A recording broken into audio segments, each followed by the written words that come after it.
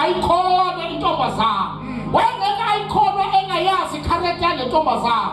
Intombazana ithunjiwe iyisigqila yakhe yamela uNkulunkulu ezweni lokuthunjwa, yafakaza ngoNkulunkulu ekhona kwa-Israyeli yathi uma uNahamani engaya ezweni lakithi nami nangihlala khona kukhona umprofethi.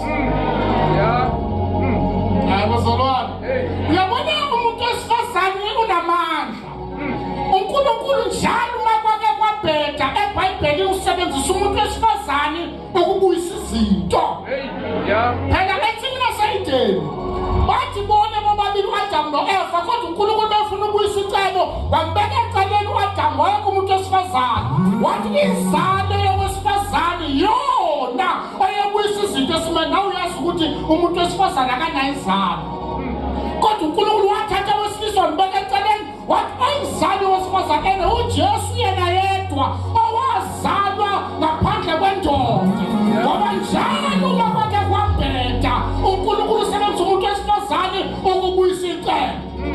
uNkulunkulu ke wakhuluma noAbraham uma embiza emsusazweni lakubo wathi izalo yakhe yothunjwa iyohlala iminyaka u-400 ezweni lokuthunjwa, kodwa emveni kweminyaka u-400 bazokhulula abantwana bakwa-Israyeli. Lithi iBhayibheli kwakukhona ikhehla laliphila ngaleso sikhathi lalisele kulikhunjuzwa u-Israyeli, likhumbuza u-Israyeli ukuthi uNkulunkulu wenzise ithembiso ukuthi emveni kweminyaka u-400 siyokhulula. Wathi kuzalwa abafana uNkulunkulu wayifulela abanye besifazane bezokwenza icebo. Wayobuka emanesi nakhona ithi iBhayibheli inkosi uFaro washaya umthetho athi makuzalwa abafana babulawa. Amanesi athi abantwana bakwa-Israyeli banamandla, sithi siyabafika bayayitetisa laba bantu. Amen. Wathola umama kaMoses. Lithi iBhayibheli wazala umfana wamthukusa endlini for 3 months waze wakhula waze wafika la khona engasakwazi ukumfihla, wamkhandela ibhokisi wamisa emfuleni. Amen.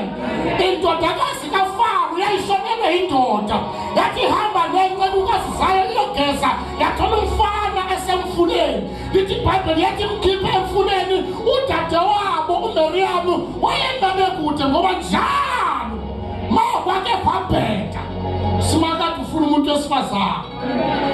Lithi iBhayibheli ma indodakazi kaFaro imthatha uMoses emfuleni yase udadewabo uMiriyamu wasondela wasethi hamba uyomfunela umuntu umaHebherukazi azomkhusela lo mfana. Lithi iBhayibheli uMiriyamu wagijima walanda uma wakhe ozala uMoses, wafika wamthatha wambuyisela ingane ihanjwa iyokhuliswa. Lithi iBhayibheli uma umama kaMoses ekhulisa uMoses wayesela ukuthi njalo wena ungumHebheru wamaHebheru, wena ungumHebheru wamaHebheru. Njengoba ushilo uthi wawuthisha kwana noma sekhulile uMoses yakhulula kuye lento ukuthi mina ngumHebheru. Ngoba njalo kwake kwakabheda simakade ufuna umuntu wesifazane. Thamile amen. Ngiyakhumbula ukuthi ekhambeni kwabantwana bakwa-Israyeli sefile uMoses. Lithi iBhayibheli sekukhona uJoshua ehola impi yakwa-Israyeli. Uma kuyohlolwa izwe laseJerikho uJoshua wathumela iy'nhlolo ey'mbili ukuthi azihambe ziyohlola iJerikho ukuze liphuthiswe. Lithi iBhayibheli iy'nhlolo ey'mbili mangena ezweni laseJerikho kwaqhamuka intombazana khona eJerikho yayinegama elibi okuthiwa yisifele, uRahabu. uNkulunkulu umdala wathi uRahabe asenzeni kanje ngiyaza ngeke ngidabule eJerikho bazongibulala, kodwa senzeni kanje ngizomthatha mina ngimthukuse ekameleni bese ngizomkhipha ngewindi. Uma sengibuya nenza sho ukuthi ngiyamkhumbula mina nendlu yami. Lithi iBhayibheli nowesifazane wayenegama elibi kodwa uNkulunkulu emkhethile ukuseva icebo. Wathatha amadoda amabili wavalela ekameleni yathi ebusuku wawehlisa ngewindi abaleka. Lithi iBhayibheli uma sebehambile bafika baxoxela uJoshua ukuthi masifikile eJerikho sasifuna ukubhujiswa kodwa sathola owesifazane.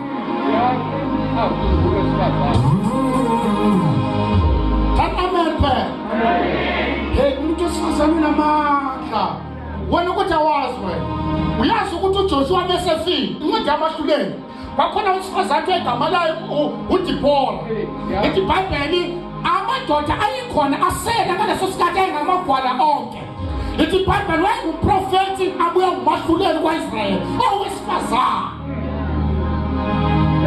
Ukhona inkosi okuthiwa uSisera eyahlula noma yahlasela uIsrael for 20 years. Lithi uBaraka waya kuDibora athi cela usenzele umusa. Senza njani ngoba phela siyahlulwa. Kwakhamba unkosikazi waluleka amadoda angentshebe nemkhaya. Wena bankosazana abantu besilisa ngababukuzo bathemba amagwala kabi kabi. Wena bosibuka singalunga yini ukuthwala ingane for 9 months bosibuka wena. Motho sinikeze ithuba kuthiwa ake kushintshwane ake bathwale nabo. Ukebe basibhadi ma eshaya nesana. Amen. Uyazi ukuthi iBhayibheli unkosazana amandla ukuthi wena wazi iBhayibheli lithi uAnkana umyeni kaNahomi bakhe basuka ezweni lakubo. Awu amen. Uma besuka ezweni lakubo baya kwelinye ilizwe ngoba ezweni lakubo kwakunendlala kuma umuntu esifazane. Lithi iBhayibheli uma bafika ezweni abebeye kulona kwafika kwashona uAnkana namadodana akhe kwasala amakhosikazi amadodana akhe. Omunye ubele emuva uRuth wathatha wahamba noma wakhe babuyela ezweni lakubo eBethlehem. Thani amen. Lithi iBhayibheli uNkulunkulu ufuna umuntu esifazane azomfaka ecebeni. Lithi babafika ezweni lakubo uBoaz wamthanda uRuth. Abafundi beBhayibheli bathi lolo suku uBoaz owalala noRuth lolo suku akhulela ngalo uRuth lolo suku uBoaz ashona ngalo. Kodwa ashona esemfakile ecebeni. Ngoba njalo uma kwake kwabheda uNkulunkulu ufuna umuntu esifazane. Impandla uyayishiya nemkhaba nempunga. Amen. Amen. uIsrael methu njalo eBabylon. Ithi iBabylon kwakukhona inkosi okuthiwa yaShivaroshi. Inenkosikazi okuthiwa uVashiti. iBabylon inkosi yezidili lapha kutshekedula kumnandi isidakiwe inkosi yasememeza ukuthiwa akabisi indlovukazi uVashiti azomodela phambi kwenkosi. Wathi uVashiti angekwenza lokho. Lithi iBhayibheli ababeluleka inkosi bathi yabona njengoba indlovukazi igoloze kanje phambi kwamankosikazi ethu uma ungayidisciplini amankosikazi ethu ethi ezwa lolu daba azosidelela nathi discipline. Lithi iBhayibheli uVashiti wadiscipline unkosikazi wakhe wamyeka. Kanti kukhona intombazana eyayithunjiwe kwaIsrayeli igama layo Esther. Lithi iBhayibheli eneminyaka ewu-14 inonkulunkulu inesithunzi kwaIsrayeli. iBhayibheli mazi ithathe ziyomodela phambi kwenkosi uNkulunkulu wenza umusa ngoba vele uNkulunkulu umdala uhamba ngaphambili wenza umusa. iBhayibheli zazimodela uAshvaroshi wayithanda le ntombazane encane na 14 years. Kanti uNkulunkulu ufuna ukwenza icebo ngoba uNkulunkulu waziphambili ukuthi amaJuda ayozobulawa. Wathatha intombazane na 14 years wayifaka ecebeni ngoba akuyiminyaka kuya ngecebo. Ngoba njalo uma kwake kwabheda singakufunga umuntu esifazane. Uyazi umpostoli ukuthi lamathambo ehlala nifunda ngawo la amathambo kaEzekiya. Lamathambo kaEzekiya abeZekiya 37 yimpi yakwaIsrayeli leya. Eyathi amaFilisti uma ehlasela uNkulunkulu angithi impi yakwaIsrayeli lapha esikwentaba. Lithi iBhayibheli uma behlasela laba banothisa ukuthi uIsrael akayehle entabeni ukwela phezu kwentaba. Lithi iBhayibheli bama ngasesigodini izitha zama ngasesigodini sabathuka. Base bathuka bacasuka behla. That's why uMshumane webhala ethi umoya wombuso ukuvukela ungashiyi indawo yakho. Bathi bephezulu izitha zama ngaphandle sabathuka bacasuka behla. Uma behlela ngaphansi izitha zabavimbezela emgodini zababulala bafa. Kwase ukhamka besifazane for 18 years. Bethandaza ukuthi vusa abayeni bethu abafele empini. Wathi ngonyaka wesi-18 uNkulunkulu wakhuluma kweZekiya khaphe uprofeta esigodini samathambo omile ukuthi akavuka yini. uNkulunkulu uyamethemba umuntu wesifazane. Hey. Yeah. Amen. Ukuba uyakwazi lokho ukuthi uNkulunkulu ukuthemba kungaphezulu kwabantu besilisa wangeke that's why kuyo yonke imizi uma kuthiwa udokotela nomama umuntu ongathanda abantu udokotela umama uyabathanda bangaqhubeka abantu bengene kodwa uma kwake umama onenkinga ngengene emude Nakonke amasonto mamfundisi bakhona abahlasa akuhlala umuntu ngoba kuyazi ukuthi umama lapha uneso la bavamise ufaka izibuko bayidonsa bayibeke la. Ngiyafaka nawo mangitholisi. Thanini amen. Unkulunkulu uyabathemba dokotela umuntu wesifazane uyabathemba uNkulunkulu umuntu wesifazane. Bakhona abazalwane. uNkulunkulu akazivusela abantu besifazane kulesi sizukulwane. Abayobuyisa icebo likaNkulunkulu. That's why impostoli uyabona nakulezi insuku njengoba sike kukhona abantu esingafakaza ngabo sixoxa umlando ngabo basaphila. Ukuthi siyamazi thina uXaba weshumela lo muntu. Namhla eshada amnikeza umuntu wesifazane onamandla kodwa angekho enkosini. Ngoba umuntu wesifazane unamandla okudestroy yonke into. That's why lithi iBhayibheli owesifazane ohlakaniphile uyawakha umuzi wakhe kodwa oyisuhulu uyaphindisa umuntu wesifazane unamandla ukuthi ayiveta emzini wakini adayiveta abantu ophila nabo akusondisa abazali bakho akusondisa ibandla kanti khonza kulo uma wakho umbisa ngomthakathi ngoba unamandla umuntu wesifazane. Yeah.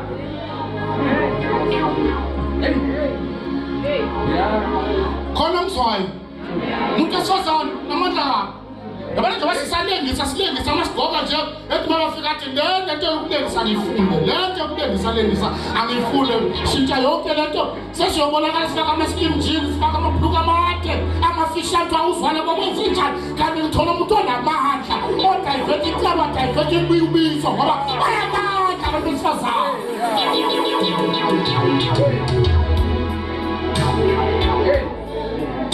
Amen. Uma wake wamthola dokotela umuntu wesifazane ongekho ecebeni yakudayiveta.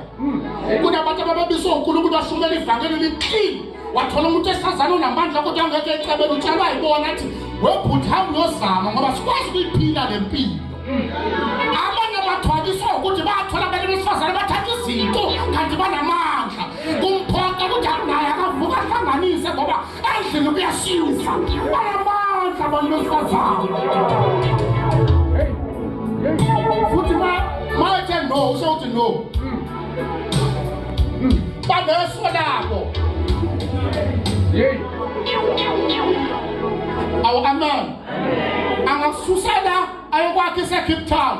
Athi ngifuna isuke eduze kwakini. Lapho indoda ingeluleke ethi njengoba ungakashadi nje ungashesi wakhe. Ngoba uzothi wakhe uma befika laba bayathuthisana. Athi ngeke wangithandi. Hawu ufaka zibame wena. Umyeni wakho wamhlukanisa nabangani bakhe. Wathi lo mnyama ngimthanda, cela ngasangiphathe le ekhaya. Wanethi wafona isibanibani ifoni yakhe ayisaphendulwa. Ande kuthiwa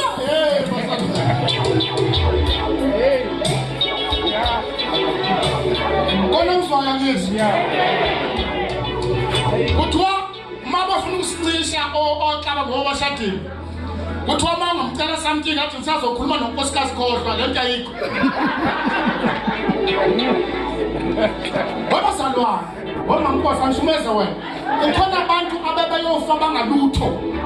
Ngokwestandard sempilo yabo. uNkulunkulu abahlanganisa nabantu besifazane abahlakaniphile. Owathi encourage discourage ngaphandle, bamdiscourage abangani kwafika umuntu wesifazane athi ngiyakholelwa ebizweni lwakho. Ungakwenza lokukwenzeka namhlanje behutho. Bahlonishwa bayaziwa ngoba bahlangana nabantu besifazane abanombono, abathandazayo, abanamandla. Ngoba kunamandla umuntu wesifazane.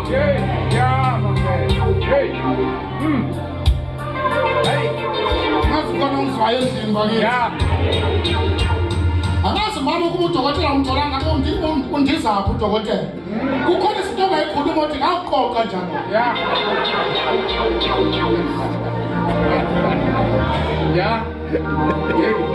Ayithi ngamqoqa. Akwenza umuntu wesilisa qoqa umuntu wesifazane. Umuntu wesifazane qoqa wesilisa ngoba vele ngisa nje.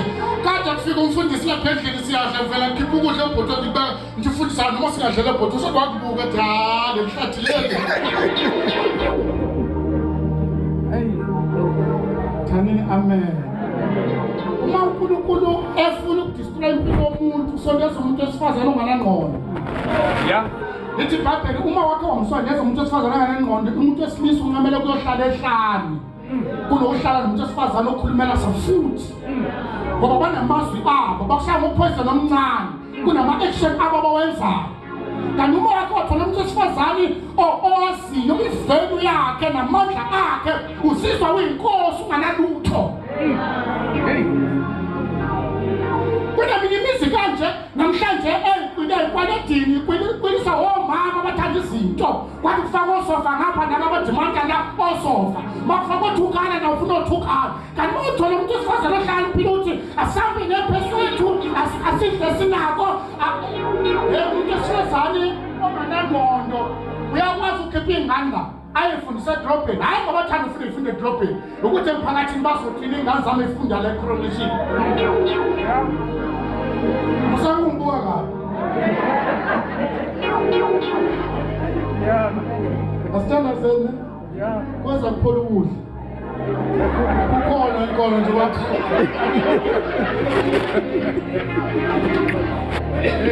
Sanibona mbazalwane siyacela-ke yabona dokotela uma ufuna uNkulunkulu uma ufuna noma usathane ufuna ukudistroya leli bandla uvela kunikeza abantu abasifazane abawu-2 la abanedisipoti abanamanga.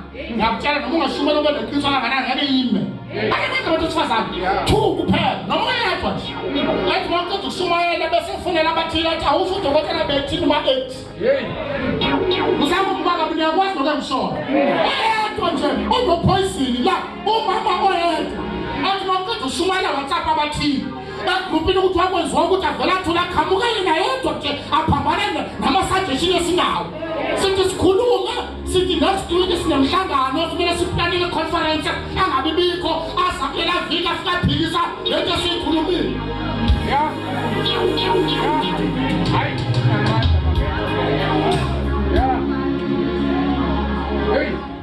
Musamhlisa ngami ngathi angikwazi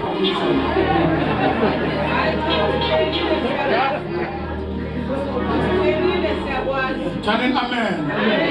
Namanje umuntu wesifazane thina sazalwa sizalele emndenini emkhulu la khona omama sabehlala nomama bebodwa ubaba ngasekho sasiyala sidle singazi ukuthi umama uhlanganisekile.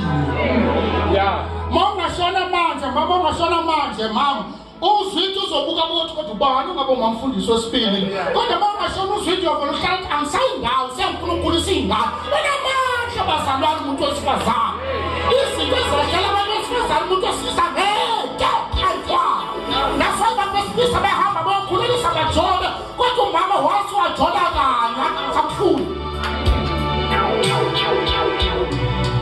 akenge ngitshela nakaye kufanele fingathi zenza amantombazane. Janine, amen.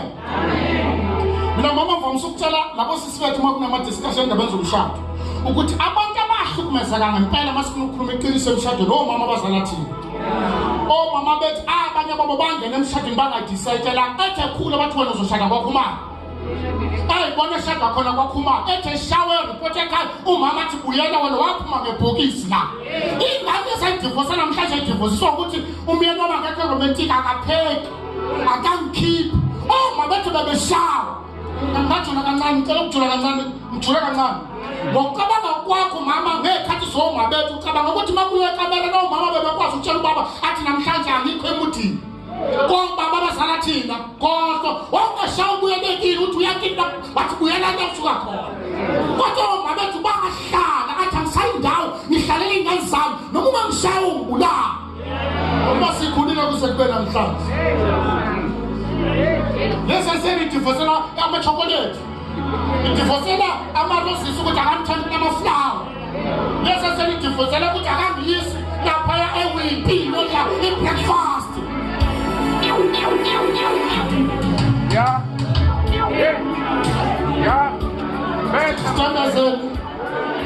Standa sekufuthiwe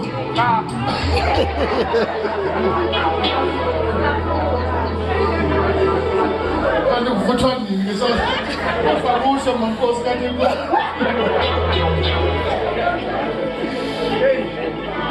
Janine, amen. Bese sithandazela-ke bomama bethu ukuthi uma ngihlala nalezi ngane zakhe ngitshela iqiniso. That's why masitshela le abantu besifazana ukuthi kahle kahle masikhuluma ngothando lwangempela. Uthando akusona ama feelings, akusona imizwa. Masikhuluma ngothando mabethu abahlalana emshadweni ngoba bebana ama feelings okuhlala. Uthando lwangempela isinqumo hayi imizwa, because our feelings is based on something. Imizwa icreate ngento ethile. Uma ungibona ngihamba ngemoto ungibona uthi ngomfana unosibeke wazendlela mina ngathi unogwathi uyangivusisa, ucreate imizwa. Kodwa uthando is a decision.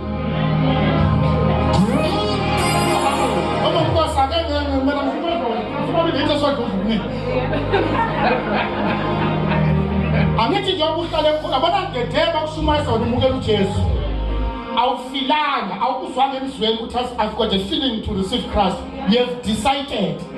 That's why noma zikunetha awukwazi ngoba kuke kuhamba kuphela lento amafilings okuzwa ngaphakathi uJesu bese umiswa ukuthi uyamazi. Wasemshadweni umshadweni akungena ngemizwa, amizwa iyaphela. Bese uma ekutheneni udecide ini. That's why mabethu bathi ngithanda uzofela la ngiyofela la. That's why lezinto zama-teenagers manje balokhu ngama-teenager lokho ukekho la ngaphandle abafana bathi hasi bona ngathi unogwathi nayaza khona ukuthi umisoka nogwathi thasi thasi mshati into.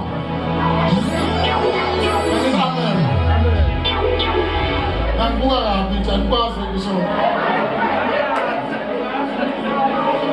Asimengenya stenders. Asimengenya hawo ukuthi akuvuthiwe ukuthi asimengenya.